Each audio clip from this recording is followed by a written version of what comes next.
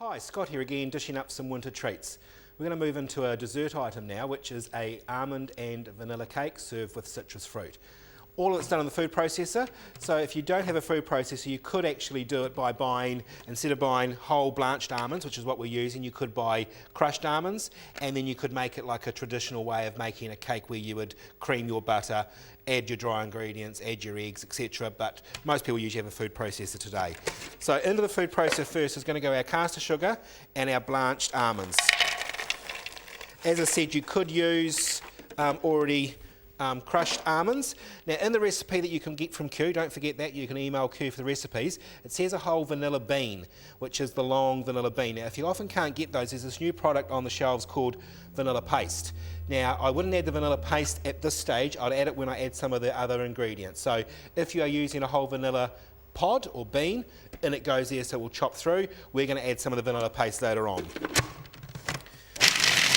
So we want to get all those actually nuts broken down to a coarse texture. So it's just keeping it having a look. We don't want them too fine, we want a bit of texture in there. Right, I can see that they've broken down enough. We're now going to add our butter. So I've already cut my butter into little cubes and we're going to slowly add that butter into the mixture. So this has lightly been sitting out as well, so it's actually soft, it's not hard. So just keep adding those as you go and you'll see the mixture start to come together.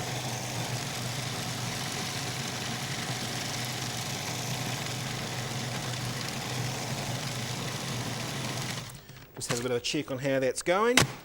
The great thing about this, of course, is less dishes. All your dirty dishes are in one container. So just keep dropping those cubes of butter in there.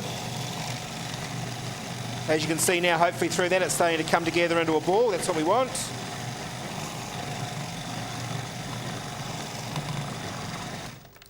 Just do another little check that everything's going okay, which it is. Pop those last few in.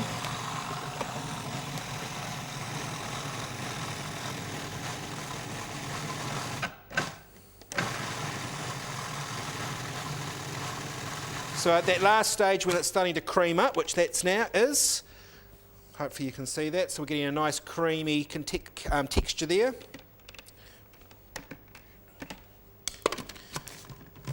We're then going to add our eggs. So I've just put my eggs into a container and just drop in sort of one at a time.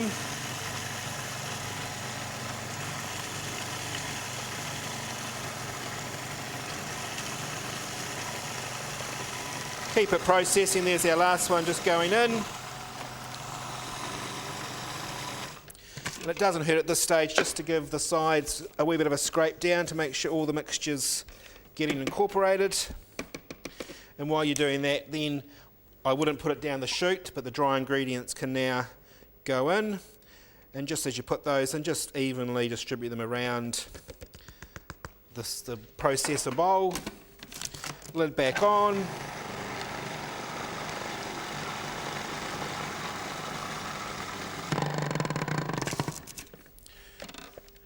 Again, we'll do one last little scrape. We can see a few dusts of our flour. So that was our flour and baking powder going in.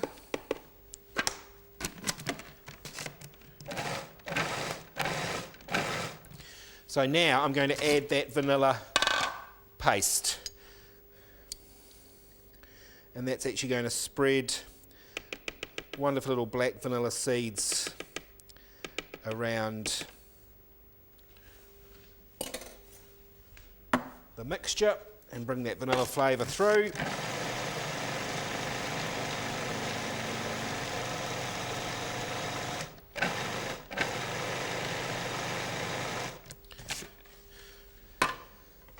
So when it comes to the tin, this looks really great in a ring tin. Now of course, if you're not aware with these, they're actually for the microwave, but if you actually read underneath, it actually gives you a temperature that you can put it into a normal oven. So I'm putting it inside a tray just to hold the balance of it so it doesn't get too unbalanced when it sits in the oven.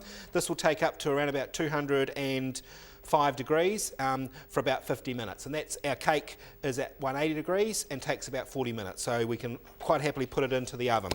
Now, even though it's a rubberized tin, I still give them a good spray.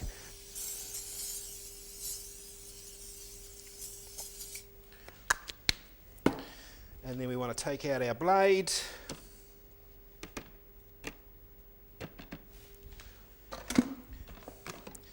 And then we can spoon.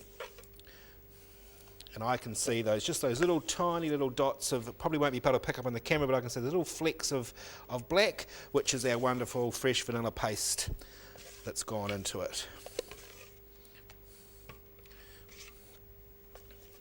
Now, of course, with this cake, the only sort of downside is if you've got any friends who you're going to serve it to who are allergic to nuts, you've got to remember you've got those almonds in there, so they wouldn't be able to eat it. Now what you need to do is just carefully smooth that around, get that bit off the top, just make sure it's all even.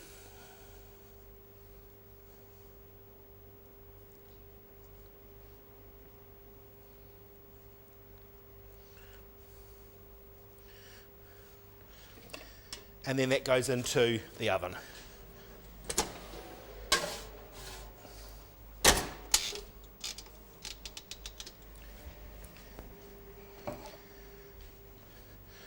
Now here's one that I prepared earlier. So I've already started to finish it off with a good dust of icing sugar, which I'm going to continue to do. So I've turned it out onto a tray, let it cool down, and then in this case put it onto my nice glass pedestal.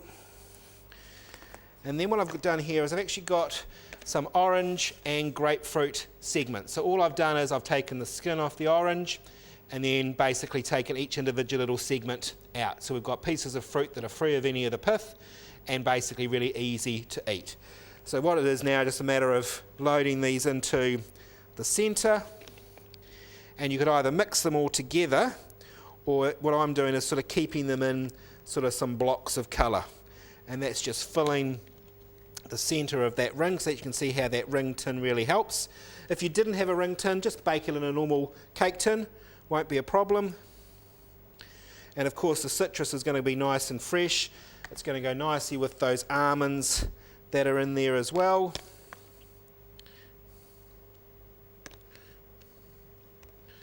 Just finish off with those last few little bits of orange.